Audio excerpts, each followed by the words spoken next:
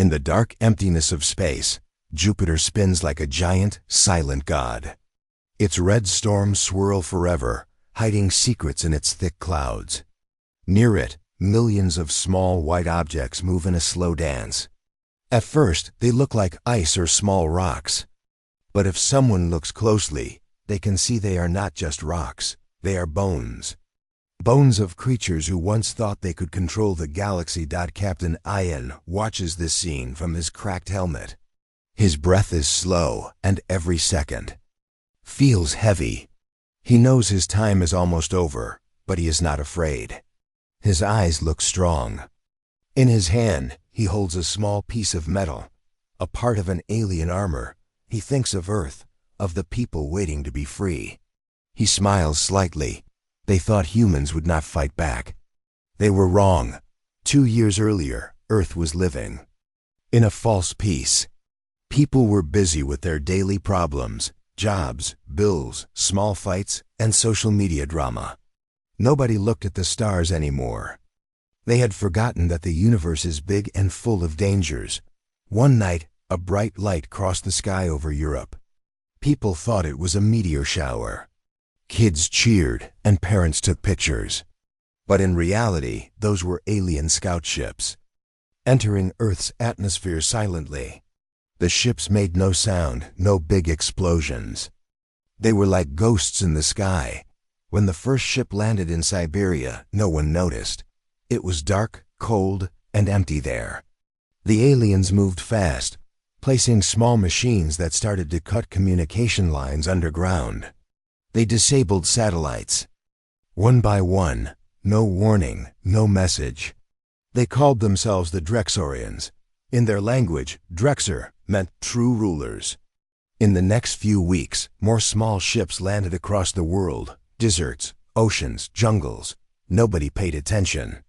Governments thought it was natural disasters when satellites went offline or power plants stopped working. People blamed hackers or solar storms, but it was not a storm. It was a silent invasion. Ian was a retired fighter pilot. He lived alone in a small apartment in Karachi, Pakistan. Every night he looked at the stars from his old telescope. He felt something strange. The stars felt different, like they were hiding a secret. One night, he saw a flash near the moon.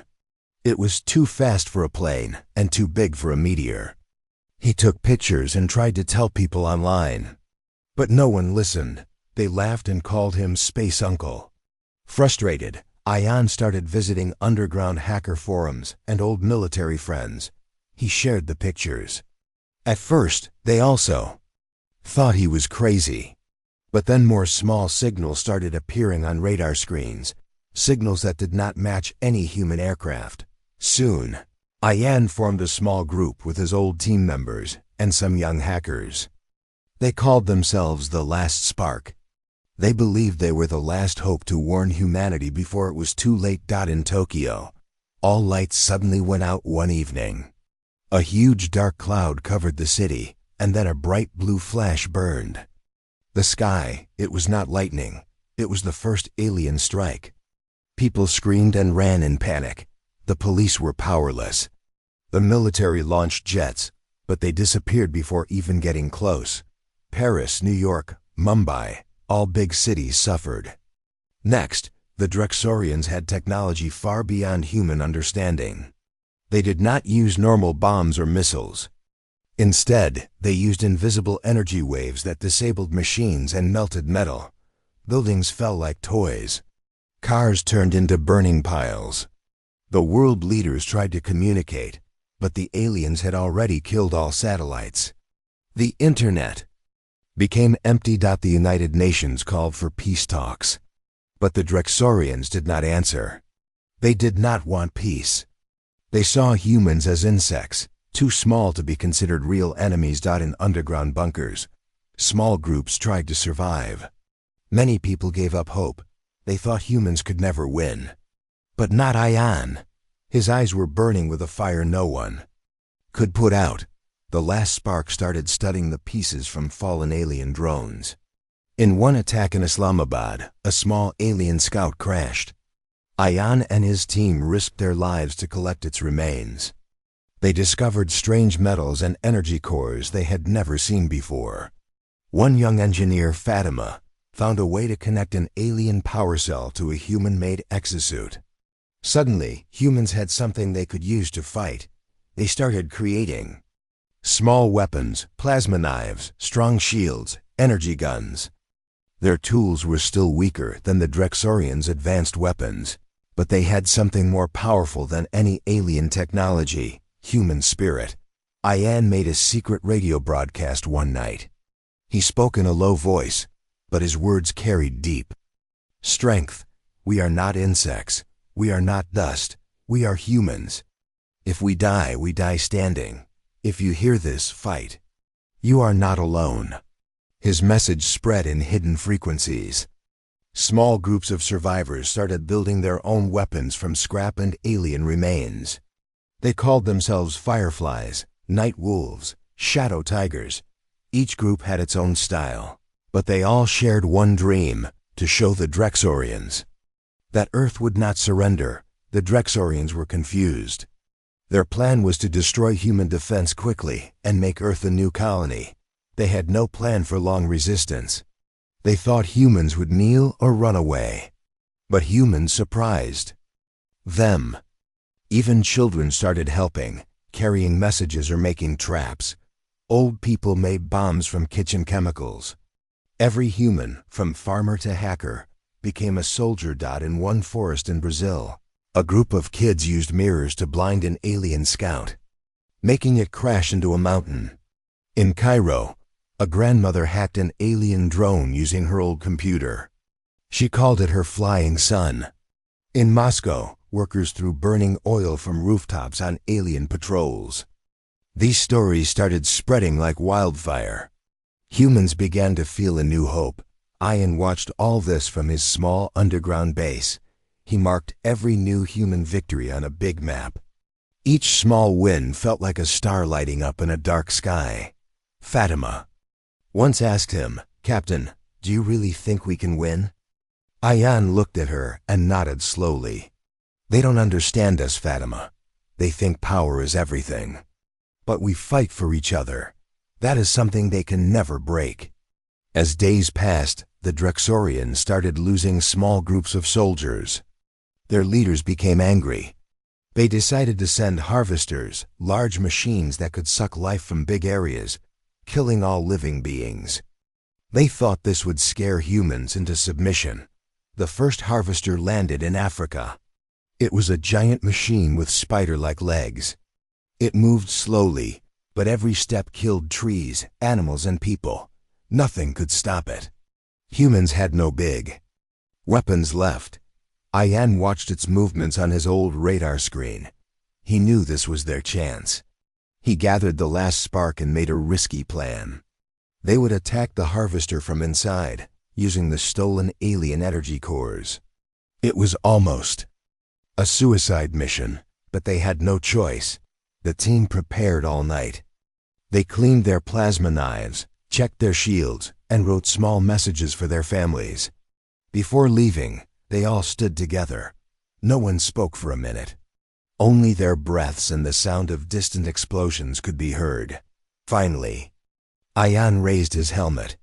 "If this is our last night, let's make it a night they will never forget." The team moved under the cover of darkness. They crawled through mud, climbed destroyed buildings, and avoided alien patrol lights. When they reached the harvester, it was bigger than they imagined. Its legs were like giant trees, and its body glowed with a cold blue light. Fatima hacked a small entry door. Inside, they saw strange alien liquid flowing through pipes. The walls moved like living skin. It smelled like burning metal mixed with rotten eggs. The team placed energy bombs in weak points. Ayan went straight to the core, where a big glowing orb controlled the machine. He placed the final bomb, looked at it for a second, then closed his eyes. "For Earth," he whispered. The team escaped just in time. Outside, the harvester began shaking. A huge explosion followed. The ground cracked. A blue fireball rose into the sky like a new sun. For miles, people watched from caves and bunkers. They screamed, cried, and hugged each other. The first major alien machine was destroyed by human hands. Ion and the last spark returned to their base, tired but alive.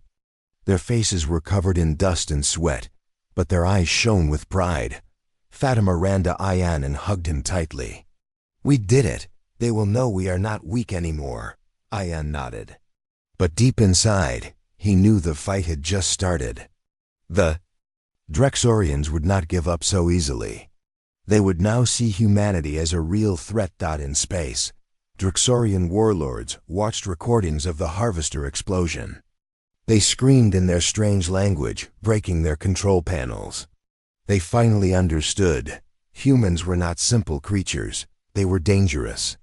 And they would fight until the last breath. On Earth, Ion sent a second message. "Tonight, the sky saw fire. Tomorrow, it will see more. We are not done. We are just beginning. You are not alone." Across the world, people listened. A small boy in London drew a picture of the explosion and called it the Big Human Roar. A young girl in Jakarta sang a song about fire and hope. In Alaska, a father taught his son to shoot arrows at a target shaped like a Drexorian. Humanity started breathing again. As the chapter closes, Ion stands on a ruined rooftop. The sun rises slowly behind him, turning the sky orange and pink. He takes off his helmet and feels the cold wind on his face. He knows he may not survive the coming days. But he also knows he started something bigger than himself. Far above, the bones of fallen Drexorians begin to drift toward Jupiter, slowly building a silent graveyard in space. Ion looks up and whispers, "We are not done yet." The sun had not yet risen. The world was still dark and silent. In the ruins of Islamabad, Captain Ian sat near a small fire, staring at a broken alien helmet in his hands. The flames danced on the metal, making strange shadows on his tired face. Around him, members of the last spark slept, their weapons close to their bodies like children hugging toys. Ion did not sleep. He could not. His mind replayed the Harvester explosion again and again. It was a victory, yes, but it was also a warning. He knew the Drexorians would strike back harder than ever, far away. In space above Earth, the Drexorian command ship floated like a giant dark whale. Inside, alien leaders screamed and argued.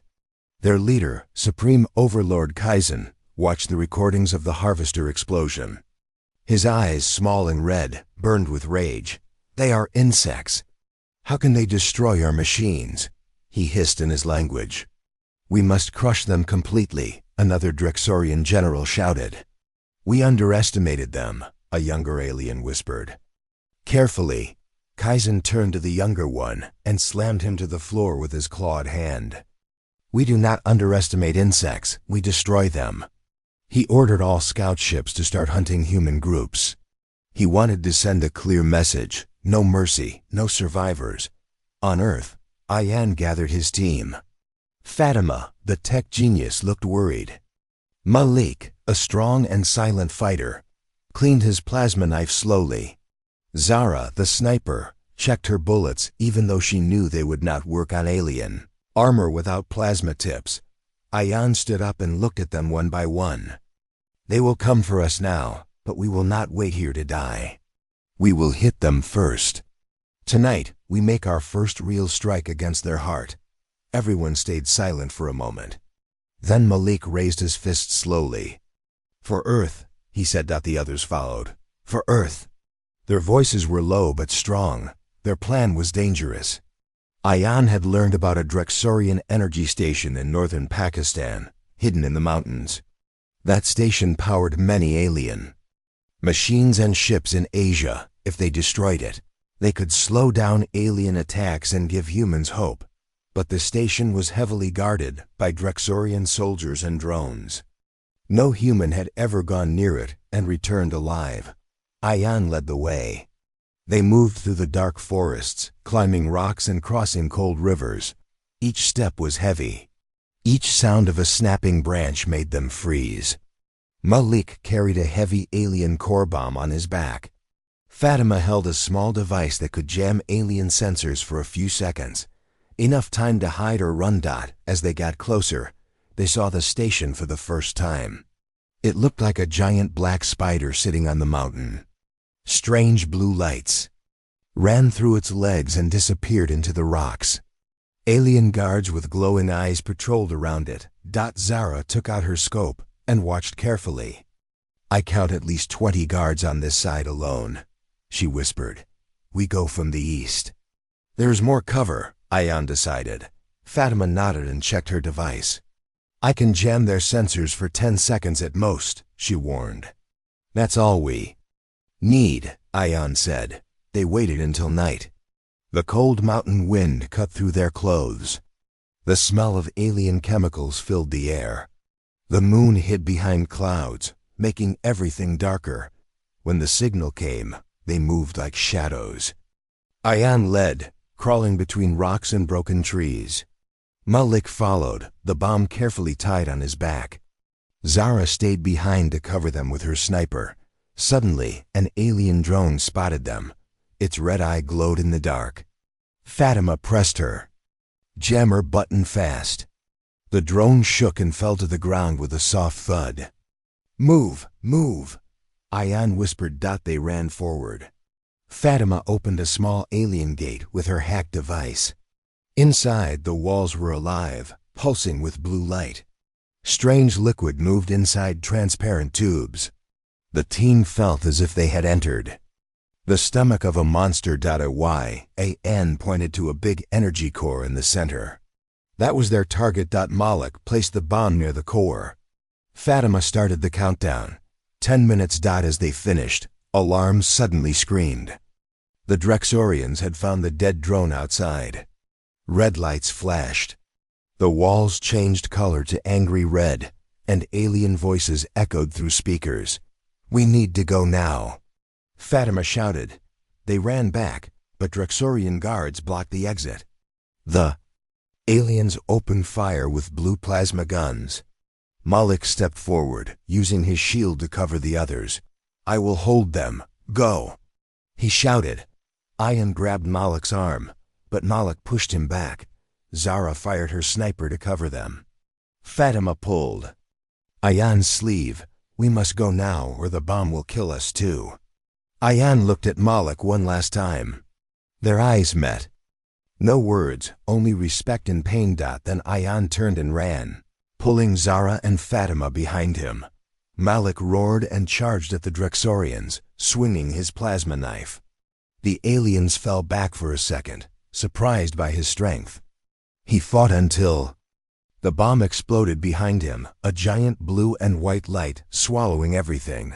Outside, Ayan and the others fell to the ground as a huge wave of energy blasted through the mountain. Rocks fell, trees burned. The station collapsed into itself like a dying star. Zara screamed in pain. Fatima covered her head with her hands. Ayan lay still, feeling the ground shake under him.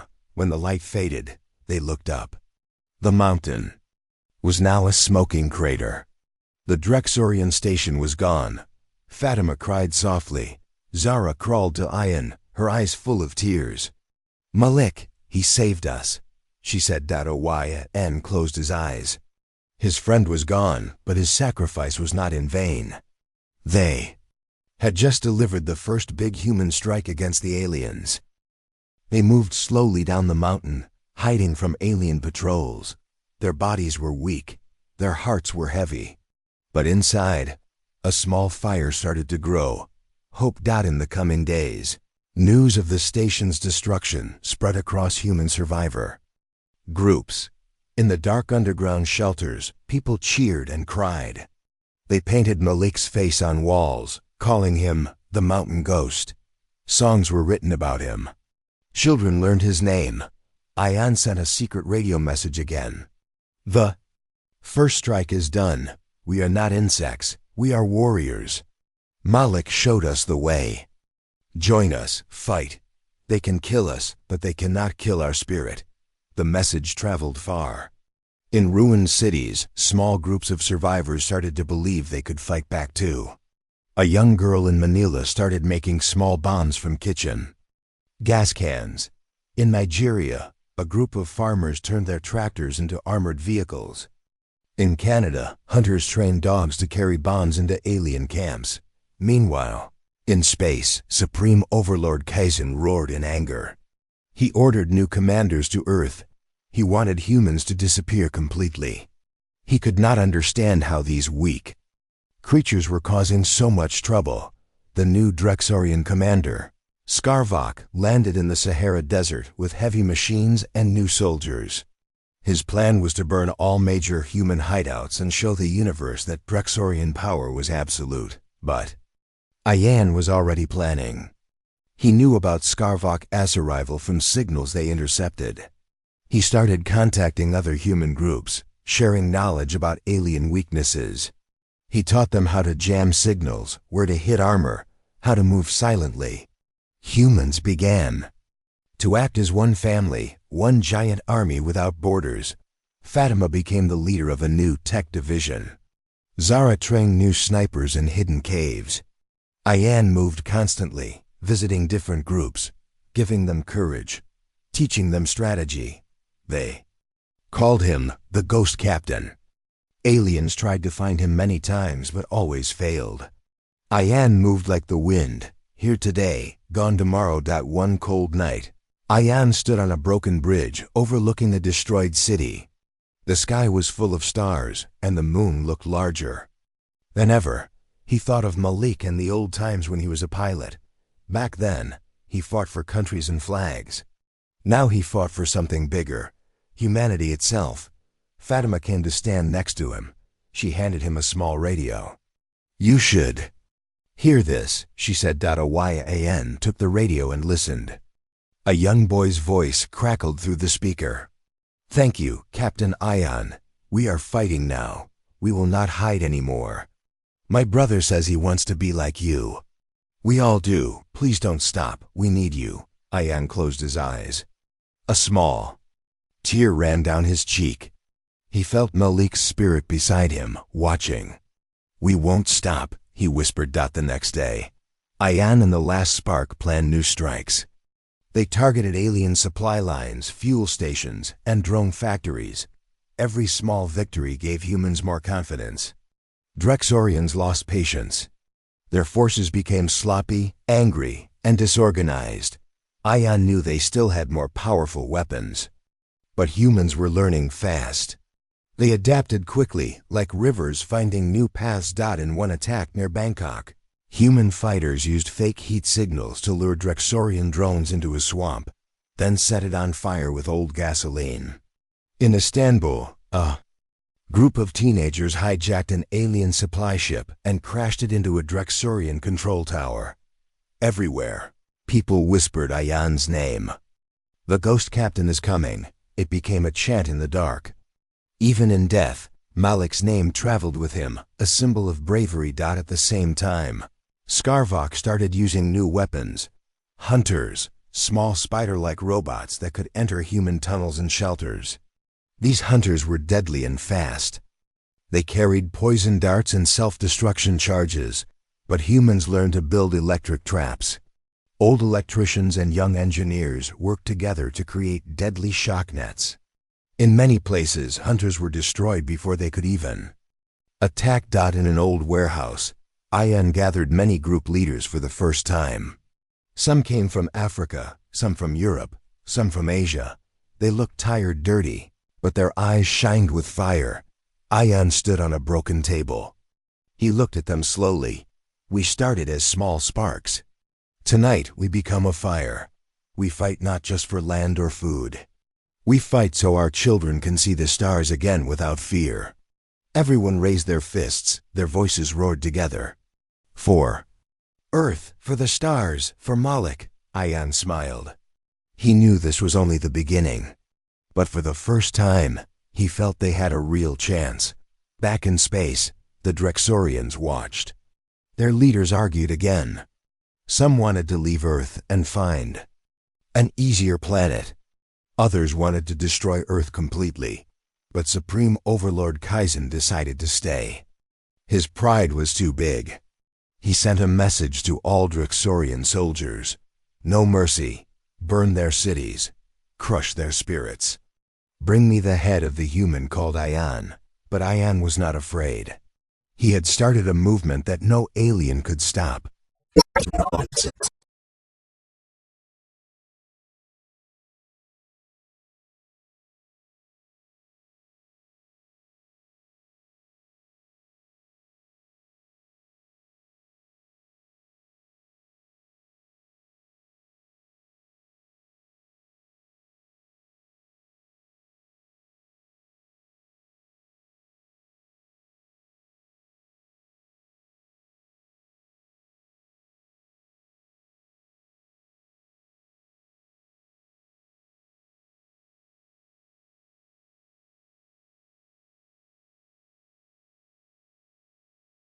The cold wind moved through the broken streets of New York City.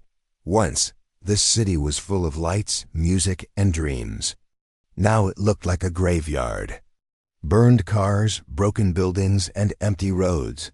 This was the new face of Earth after the Drexorian attack, but under the ruins, something was moving. Humans were not giving up. They were learning to survive in new ways. They became ghosts, shadows, and hunters. They became guerrilla fighters. Captain Ion stood in an underground tunnel, his breath visible in the cold air. His face was thinner now, eyes darker, but his spirit was stronger than ever. With him stood Fatima Zahra and new fighters who had joined the last spark after hearing his messages. Fatima checked her small hacking device. Its screen showed many red dots, Drexorian patrols above ground. Zahra cleaned her plasma rifle slowly, eyes focused. Other fighters, some very young, some old, all watched Ion carefully. Ion drew a simple map on the dusty ground with a piece of metal. The Drexorians control the main roads and big buildings, but they are blind in the small streets and underground. We will use this. We will hit them in small groups, fast, silent, then we disappear. One young boy, barely 16, raised his hand. His voice was shaking. Captain, they have drones. They see everything. How can we hide? Ion looked at him, eyes kind but strong. They see big armies. They don't see whispers in the dark. You are not soldiers. You are ghosts now. You move when they sleep. You strike when they blink. The boy nodded slowly, fear turning into determination. That night, small human teams spread across the city like ants. One team hid inside an old subway station. Another climbed to the top of a broken skyscraper. A third group waited inside an old theater, the stage now covered with old blood and dust. Zahra climbed onto a high building with her sniper. She could see the city like a chessboard. Drexorian patrols moved in groups of 3, their blue lights scanning the streets. Big spider-like walkers guarded the main roads, their legs crushing cars without care. A small group of humans moved. Near a patrol, one man threw a rock far away. The patrol turned to investigate. In that moment, 2 humans ran behind them and attached small bombs to their backs. When the patrol returned, the bombs exploded, turning the aliens into blue fire. Zahra smiled slightly. Good, she whispered into her radio dot in another part of the city. Fatima and 2 young fighters crawled into an alien supply depot. They wore clothes covered in mud and oil to hide from heat sensors. Inside, alien guards moved slowly, trusting. Their machines too much. Fatima hacked the main power console, her fingers moving fast. The screen changed colors, and alien symbols flashed. The guards did not notice until the big storage doors opened, and human-made bombs rolled inside. Fatima pressed a button on her wrist device. A huge explosion rocked the depot. Alien guards screamed and fired blindly into the smoke. Fatima and her team disappeared into a sewer hole, leaving only fire behind Dot in the south of the city. Ion led a direct attack on a Drexorian walker. It was risky, but important. That walker controlled the main supply road. Without it, the aliens could not send reinforcements.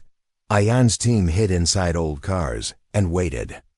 When the walker stepped over them, they jumped out, throwing plasma grenades onto its legs. Sparks and blue liquid sprayed everywhere. The walker turned and fired plasma shots, but the humans moved too fast. Ayan climbed onto the walker's back. He stabbed his plasma knife into its main control panel. The walker roared like a dying beast and fell to the ground, crashing into an old bank building. Ayan jumped off just in time, landing on a broken bus. His body hurt, but he stood up and raised his fist. For Earth! His team cheered, their voices echoing through the empty streets. In the morning, humans gathered again in the underground tunnel. Their clothes were dirty, faces tired, but their eyes shined with victory. Ayan looked at each of them. You all did something big tonight. You showed them that humans do not wait for death. We bring death to them. We are not just fighting back. We are hunting them now. The young boy who had asked the question earlier now stood taller. He held a small Dressorian helmet in his hands as a trophy. Captain, he said, they are afraid of us now. Ayan nodded. Good. Fear is our weapon now. Across the world, similar stories played out. In the jungles of South America, humans used traps made from vines and spikes. In the deserts of Africa, fighters used sandstorms to hide their movements. In the snowy forests of Russia, they used ice tunnels to surprise alien patrols. A group in Mexico City started calling themselves Los Fantasmas, the ghosts. They attacked alien food supply trucks, leaving messages painted in red. We are everywhere. In Japan, a group of old samurai sword masters taught young survivors to move silently and strike fast. They used ancient blades with plasma edges. They called themselves the Shadow Blossoms. In Australia, bikers modified their motorcycles with alien engines. They rode fast, shooting plasma guns, and disappeared into the desert dust. They called themselves the Dust Wolves. Each group had its own style, but they all shared one thing. They refused to kneel. The Drexorians started to panic. Their machines were powerful, but not designed for small surprise attacks. They lost many patrols every night. Their supply lines were destroyed again and again. Their soldiers grew tired and afraid. In the Drexorian command ship above Earth, Supreme Overlord Kaizen slammed his claws on the metal floor. Why can't you stop them? He roared at his generals. One general spoke carefully. These humans do not fight like normal soldiers. They have no front line, no clear base. They fight like rats. Kaizen's red eyes burned brighter.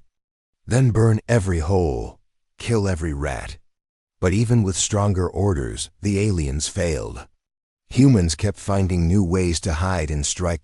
In one ruined city, a young girl named Lena led a small team of orphans. They hid in the sewer system. Every night, they climbed up and stole alien food supplies. Lena drew maps of Drexorian patrol routes on old pizza boxes. She taught her friends to move silently, to use shadows, and to never leave a trace. One night, Lena and her team saw a group of alien guards resting near a fire. She smiled and whispered, "Tonight, we teach them about human hunger." They threw smoke bombs, then ran in and grabbed weapons and food. By the time the smoke cleared, the aliens were left holding only empty crates. The children laughed as they disappeared into the darkness. Fatima developed small tracking bugs using alien microchips. She sent these bugs on birds and rats. The animals moved through the city, carrying live data to human fighters. Thanks to her, they knew alien movements before they even happened. Zara taught snipers in different cities to hit alien weak spots. She learned that Drexorian armor had a small energy core near the neck. One perfect shot could kill even the strongest alien soldier. In one famous attack, Zara shot 6 Drexorian commanders in under 10 minutes. The aliens called her the Ghost Eye. Her legend spread faster than any fire. Ayan kept moving from city to city, helping groups learn tactics, building new alliances. He never stayed in one place too long. Aliens tried to trap him many times, but he always escaped. In one dark tunnel in Paris, Ayan met with a young leader named Henry. Henry led the Night Roar, a group that used old metro tunnels to attack alien supply depots. Henry looked at Ayan with respect. "You are the legend, the ghost captain." Ayan shook his head. "No legends here, only humans who refuse to die." Henry smiled. "That's enough to become a legend." One night, Ayan sent a new radio message. "Brothers and sisters, you are not alone. Every small victory is a seed. Together, we are a forest. They can cut us, but they cannot burn us all. Keep fighting. Keep living. You are the real heroes." The message echoed through broken radios and small speakers across the planet. People cried, cheered, and promised to fight harder. Supreme Overlord Kazan became desperate. He ordered a final strategy: poison the water supplies of major human hideouts. He thought this would force humans to surrender, but humans discovered the plan early. In a small farm in India, an old man named Arjun found poison in the water. He sent a warning message. Other farmers joined him to block the alien pipes. In Brazil, river guards formed to protect water sources.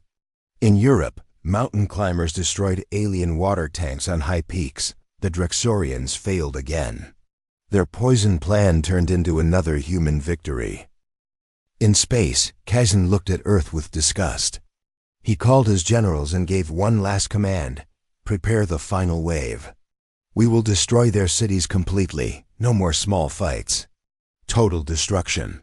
The Drexorians started to gather all their ships and big war machines for one last massive attack. They believed this final wave would end humanity once and for all. But on Earth, humans were ready.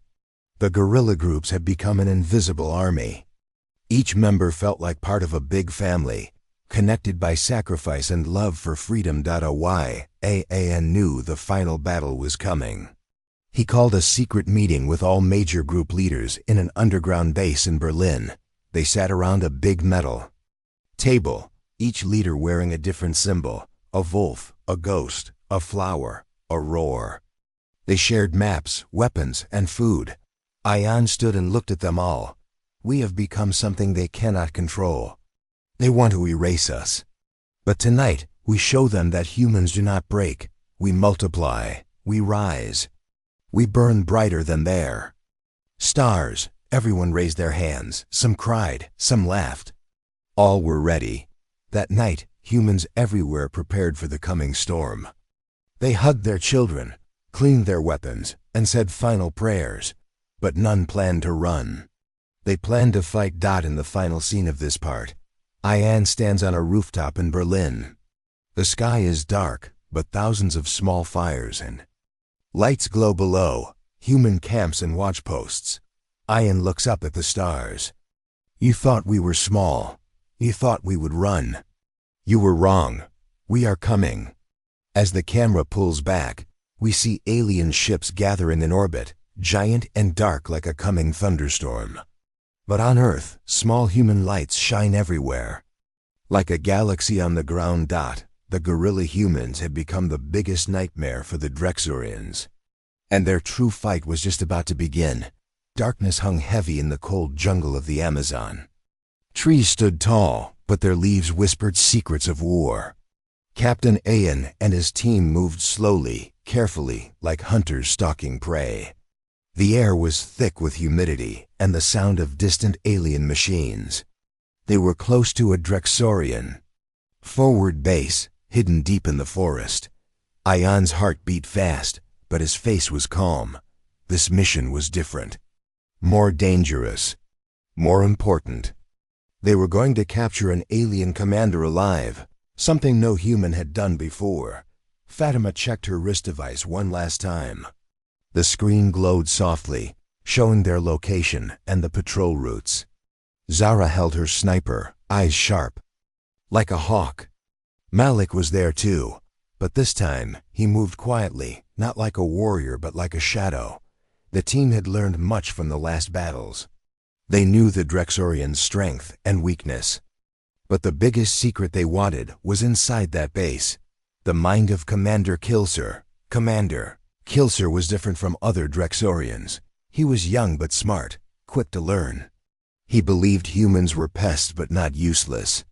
If captured, he could teach humans how to fight better or find weak points in alien armor. That was why the Drexorians guarded him carefully. The base was built inside a massive hollow tree, bigger than any tree on Earth. It was camouflaged with alien technology, making it almost invisible to human eyes and drones. Strange blue lights pulsed from inside like a heartbeat. IYAN gave a silent signal. The team stopped. They waited for the patrol to pass. Then they moved like whispers through the jungle, stepping over roots and fallen leaves. Fatima hacked a nearby alien sensor. Its red light turned green for a moment. The team slipped inside the base without making a sound. Inside, the base was cold and strange. Walls were smooth and alive, glowing faint blue veins. Alien machines hummed softly. The air smelled like metal and something sweet and bitter. They moved through corridors filled with alien symbols. Every step felt heavy, like walking on broken glass. Suddenly, they heard voices, Drexorian soldiers talking in low growls. Ayan raised his hand. They hid behind a big metal pillar. Zara peeked around and saw Commander Kilser sitting on a throne-like chair, surrounded by guards.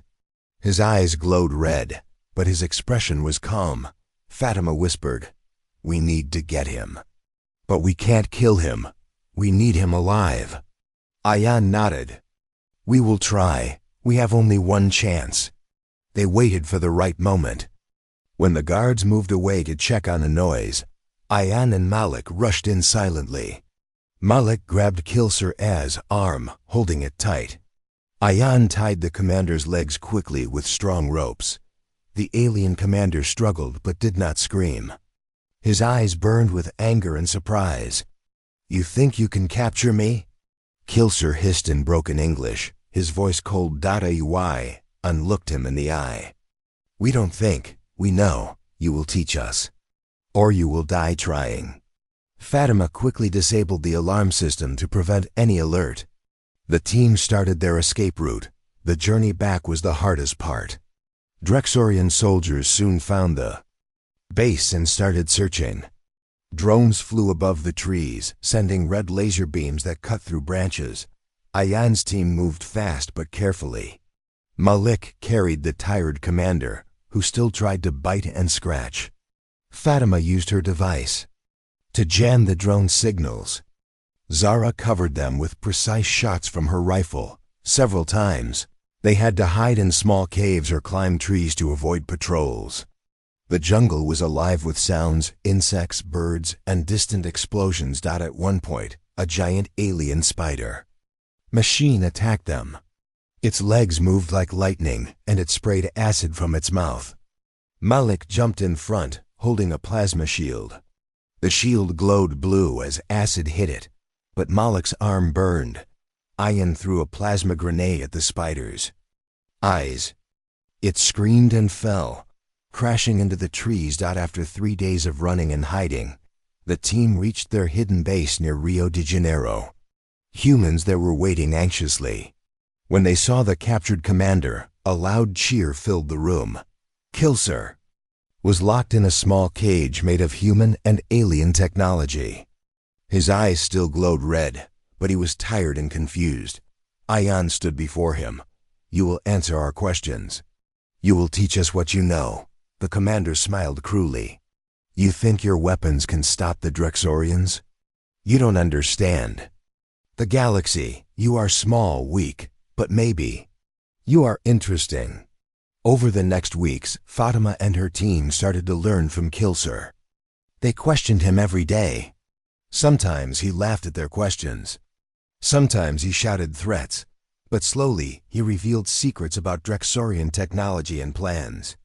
He explained how their armor worked, how their ships communicated, and how their weapons fired energy. Fatima recorded everything. She used her knowledge to improve human weapons. They made better plasma guns, stronger shields, and faster drones. Ayan listened carefully. He wanted to know more about the alien leaders and their weaknesses. One night, Kilser asked for a meeting with Ayan alone. "You want to understand us," he said quietly. "Yes," Ayan replied. "I will tell you a secret," the commander whispered. "But you must promise not to kill me immediately." Ayan nodded. "Tell me." Kilser took a deep breath. "The Drexorian Empire is not just about power. It is about survival. Our worlds are dying. We fight because we have no choice. You are not the only species trying to survive." Ayan felt a strange respect for the alien. "Then why destroy Earth?" he asked. "Because Earth is the last chance for many of us. The Drexorians believe if they control Earth, they can save their race. If not, all will die." Ayan looked at him carefully. "Maybe there is another way." The next day, Ayan gathered the last spark. "Kilser says their empire is dying. We fight because they are scared, not because they hate us. If we understand them, maybe we can find peace." Fatima frowned. "But can we trust him?" Ayan shook his head. "We don't trust, we survive." Despite the doubts, humans continued learning from Kilser. They found weaknesses in Drexorian shields. They discovered ways to block alien signals. They built new weapons faster than before. With this knowledge, human attacks became stronger and smarter. They saved many lives and destroyed many alien outposts. But not all humans wanted peace. Some leaders wanted total war. They saw Kilser as a traitor, and they wanted to kill him. One night, a group of rebels tried to break into the cage. Ayan stopped them with his voice. "If we kill him now, we lose our chance. We fight for survival, not revenge." The rebels left quietly, but tensions grew. Meanwhile, Drexorian leaders above Earth noticed their commander was missing. Supreme Overlord Kaizen screamed in anger and sent new forces to find Kilser and punish humans.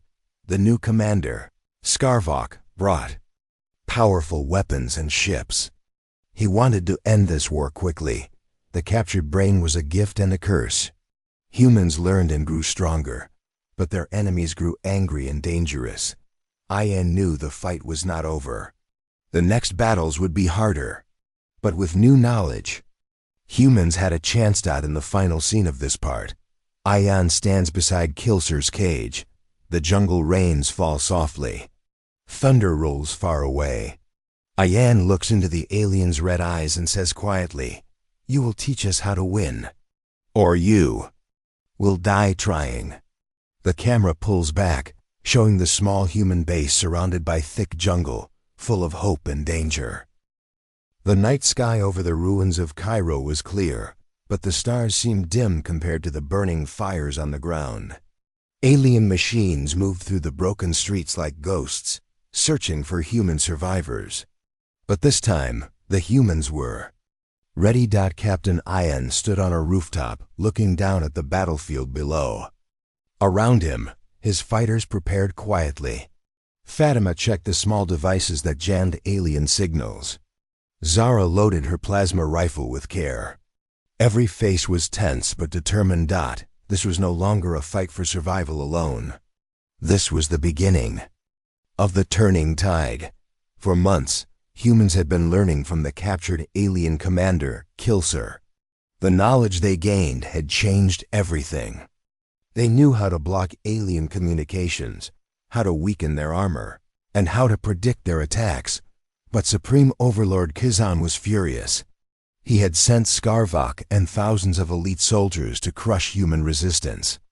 His plan was simple: find the hidden human bases and destroy them all. But humans had learned to move fast, to hide in shadows, and to fight like predators. No alien machine was safe. Ayan's plan was bold.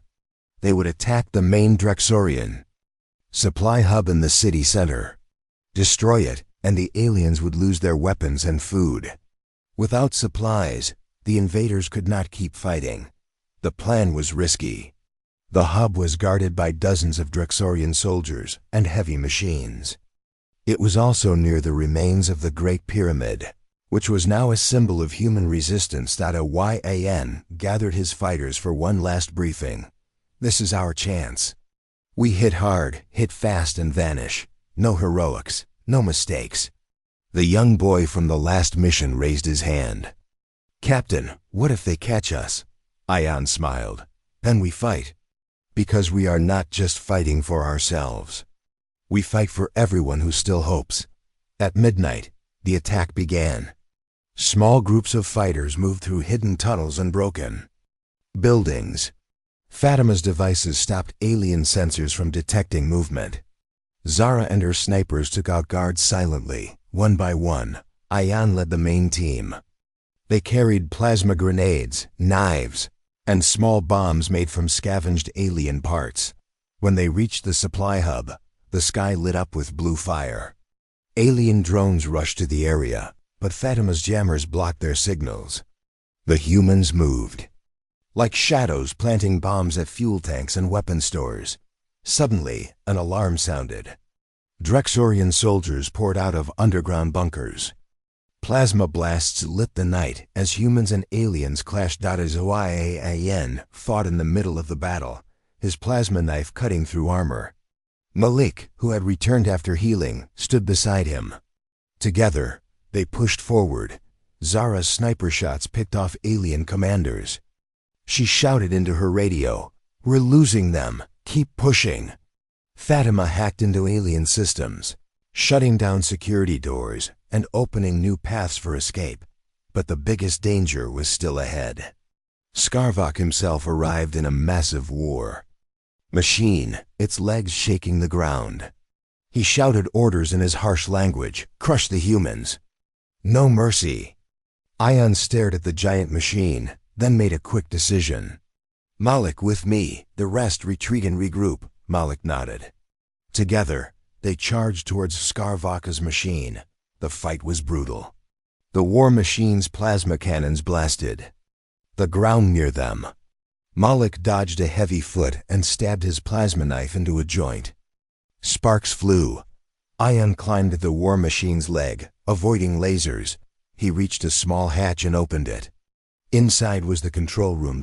He found Scarvok's pilot, a fierce alien warrior. They fought hand to hand. Yan was faster, but the alien was stronger. With a final push, Yan stabbed the plasma knife into the alien's chest. The pilot fell, and the war machine began to malfunction. Outside, Malik threw a plasma grenade into the machine's power core. The explosion shook the city. With Scarvok's machine destroyed, the alien soldiers panicked. Humans used this moment to escape through hidden tunnels. Though tired and wounded, they carried with them important data stolen from the supply hub. Back in their underground base, Yan and Fatima studied the data. It showed new alien weapon designs and weak points in their defenses. The tide was turning. Meanwhile, Kilser watched from his cage.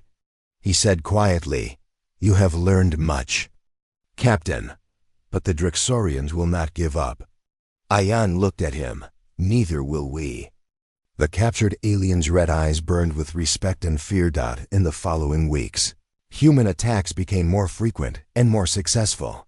Guerrilla groups across the world coordinated their strikes, destroying alien supply lines, communication towers, and factories. The aliens responded with cruelty, bombing cities and capturing civilians. But humans remained strong, their hope growing like fire in the darkness. The price of war. Not all victories came without loss. The battle in Cairo cost many lives. Friends like Malik fought bravely but were wounded badly. Fatima barely escaped a drone attack, her hands burned from the heat. Yan felt the weight of every loss. But he knew that every sacrifice was part of a bigger fight, a fight for Earth's future. One night, he stood alone near the ruins of the Sphinx. The stars shone above, but the ruins were cold and silent. He whispered, "We fight not just to live, we fight to be free." New allies. The turning tide brought new hope. Some alien groups began to question the Drexorian war. Small factions of aliens who had seen the humans' courage started secretly helping them. One night, Ayan received a message from an unknown alien voice. "We want peace. We see your strength. Meet us at the ruins of Petra." Ayan knew this was dangerous. But maybe, just maybe, it was a chance. The next step as humans prepared for the next battle, Ayan looked at his team. Zara was loading her rifle. Fatima was working on new gadgets. Malik, though injured, smiled and gave a thumbs up. The fight was far from over. The Drexorians were powerful and ruthless. But humans had something the aliens could never understand: hope, courage, and the will to survive. Ayan raised his fist.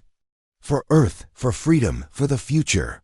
His team answered loudly, "For Earth." The turning tide had begun. The war for humanity's survival was only just getting started. The cold wind blew through the ruins of what was once Paris, the city of light. Now it was a battlefield. Smoke rose from broken buildings, and the ground shook as alien war machines moved slowly toward the center of the city. Humans had made their last stand here. This was the final siege. Captain Ayan stood on the top of a crumbled tower, looking down at the battlefield. His face was tired, but his eyes burned with fire. Around him, his fighters prepared their weapons, checked their ammo, and whispered prayers to forgotten gods. The last message from the captured alien commander, Kilser, warned them. Supreme Overlord Kazan had sent everything he had. Thousands of ships, hundreds of war machines, and the deadliest soldiers in the galaxy. This was the end or a new beginning. The calm before the storm. Hours before the attack, the humans gathered underground, in old subway tunnels beneath the city. The air was thick with fear and hope. Fatima worked on a device that could disrupt the Drexorian power grid. Zara cleaned her sniper rifle one last time. Malik checked the armor of younger fighters, giving encouraging smiles. And looked at his team. He spoke quietly but with power. "Tonight we fight not just for ourselves, but for all who have died. We fight for our children, for the Earth, for humanity. They want to destroy us. But we will show them that humans never give up." The young fighters nodded, gripping their weapons tightly. The attack begins at midnight. The sky lit up with alien ships. Their shadows fell over the city like a dark cloud. Drexorian war machines stomped through the streets, firing plasma blasts that melted metal and stone. The humans waited in silence. Then Ayan gave the signal. Explosions rocked the city as human bombs went off in key locations. Fatima's device sent waves of electricity, shutting down alien power for a moment. Zara picked off enemy commanders from a distance, her shots precise and deadly. Malik led squads through narrow alleys, setting traps and ambushes. The battle was fierce. Alien soldiers advanced, but human fighters struck back with everything they had: plasma grenades, laser rifles, even old-fashioned knives. Every inch of the city became a battlefield, the heart of the siege in the center of Paris. The aliens built a huge war machine called the Iron Maw. It was bigger than anything humans had seen, a giant walker covered in armor and weapons. Ayan knew destroying it was key to winning the battle. He gathered a small team for a dangerous mission: to sneak into the Iron Maw and destroy its power core. Fatima handed out special explosives designed to pierce alien armor. Zara loaded her sniper rifle, ready to cover their escape. They moved through ruined buildings, avoiding patrols and gunfire. The city around them was chaos: fires, screams, and the sound of war everywhere. Finally, they reached the Iron Maw. Its massive legs crushed cars and trees as it moved. Inside the Iron Mawayan and his team found a small entrance at the back of the machine. The door was locked with alien technology. but Fatima's device quickly hacked it open. Inside, the air was hot and smelled of burning metal. Pipes and wires ran along the walls. The team moved carefully, knowing one wrong step could set off alarms. Suddenly, they heard footsteps. Alien soldiers were coming. Ayan whispered, "Get ready." The soldiers entered. A short but brutal fight began. Plasma guns fired, sparks flew. Ayan's plasma knife sliced through armor, Zara shot from the shadows, and Malik fought like a wild beast. They won, but barely. The power core deep inside the iron maw. The team found the power core, a glowing blue sphere surrounded by thick metal. It pulsed like a heart, sending energy through the machine. Fatima set the explosives carefully, her hands shaking but steady. She finished just as alarms started to blare. "Time to go." Ayan shouted. They ran back through dark corridors as the machine started to shake violently. Alien soldiers chased them, firing wildly. Zara covered the retreat, taking out enemies one by one. Outside, Malik and other fighters waited to help them escape. Explosion and escape, just as they reached the exit. The explosives detonated. The iron maw exploded in a huge fireball that lit up the night sky. The ground shook as the giant machine fell, crushing buildings beneath it. Alien soldiers screamed in panic. Humans cheered from their hiding spots, but there was no time to celebrate. The battle raged on. The turning point with the iron maw destroyed, alien forces became disorganized. Humans pushed forward, retaking parts of the city. The fighting was still brutal, but hope burned brighter. Ayan led his team through the streets, helping survivors and fighting off alien patrols. He saw the faces of his friends, tired but alive. He knew the price was high. Many had fallen, but they had made a difference. A new dawn after days of fighting. The alien forces began to retreat. Their ships pulled back into orbit, and war machines stopped moving. Supreme Overlord Kaizen's great army was broken. Humans stood victorious, but the war was not over. Earth was scarred, but free. Ayan stood on a hill overlooking the city at dawn. The sun rose slowly, casting golden light on broken buildings and hopeful faces. He spoke softly. "This is only the beginning. We have won this battle, but we must be ready. The galaxy is watching, and we will fight for our home, no matter the cost." The sky above Jupiter was silent, cold, beautiful, but if someone looked closely, they would see small shapes floating in that silence. Broken ships, shattered armor, and bones. Alien bones. The war had ended, but its memory still lived in the stars. Captain Aeon stood inside the orbiting command ship, Phoenix Rising, looking out the window. His reflection showed a tired man, older, scarred, changed forever. But in his heart, the fire still burned. This was not a time for rest. It was time for a message to the galaxy. The message to the stars. Aeon walked to the command room, where Zara and Fatima were waiting. Both had been with him from the beginning. Now they were heroes across Earth. People called them the Blades of Jupiter. Fatima activated the signal. The system lit up. Ayan began to speak. His voice was calm but firm. Every word was like a blade. "To those watching us, you came to our world. You burned our cities. You killed our people. You thought we would kneel, but we rose. We fought, and now your bones orbit Jupiter. If you come again, we will remind you what it means to fight humans." The signal was sent. Across space, satellites caught it. Across colonies, stations, and unknown worlds, beings watched. Many turned away in fear. Others listened carefully. The galaxy had learned something new. Humanity was not weak. Rebuilding Earth back on Earth. The world was different. The skies were finally clear. Alien smoke had faded. The great cities lay in ruins, but survivors worked every day to rebuild. People helped one another. No borders, no countries, just humans. Teams of engineers and farmers worked side by side. New leaders rose, Not politicians, but survivors, fighters, builders. Children played again in streets where soldiers once fought. Hope returned. Ian returned to Earth for the first time in 6 months. He walked through the broken streets of his old hometown. Nothing was the same, but everything felt more alive. He met people who remembered him. Some cried. Some saluted. But Ian just smiled and said, "We all fought. We all survived." The decision in a quiet underground base, hidden under the Swiss Alps, Earth's new leaders gathered. Fatima, Zara, Malik, scientists, and former soldiers all sat at the table. They had one goal: decide the future. Fatima stood. "We can't wait for another attack. We must be ready," Zara agreed.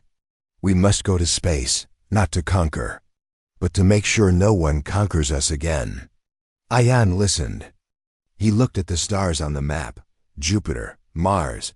Beyond. He finally said, "It's time we stop hiding. We build ships. We build defense. If they come back, we'll be waiting, and this time, they won't leave bones. They won't leave anything." Everyone agreed. The discovery: while scanning the orbit near Europa, a team of human scientists found something strange: a hidden alien pod, still active. It was a Drexorian data capsule, protected by dark tech. They brought it to Phoenix Rising. Fatima worked day and night to decode it. What she found changed everything. Inside the pod was a message, not from the Overlord, but from another Drexorian leader. A warning: this attack was not approved by our High Council. Kaizen acted alone. His loss has brought shame, but others may come, greater ones. They will not stop like us. Prepare. They are watching. The room went silent. Ayn stood. Then we don't stop either. We prepare, and next time, we take the fight to them. Building the wall. In the next 3 years, humans worked harder than ever before. Orbiting defense stations were built around Earth, Mars, and even the moon. Ships patrolled the solar system. Drones watched deep space. Children were trained not just in school, but in strategy and survival. New technology grew from the remains of the Drexorian ships: clean energy, powerful shields, faster travel. Humans had turned broken bones into tools of strength. Ian helped lead the creation of the solar wall, a defense line stretching from the moon to Jupiter. Any enemy ship crossing it would be seen and destroyed. The galactic signal. One day, deep space scanners picked up a signal. It came from outside the solar system. Unknown language, unknown origin. It wasn't Drexorian. It was older, colder. Zara sat with Ian on the Phoenix Rising, listening to the strange sounds. "Do you think they're coming?" she asked. Ian didn't answer for a long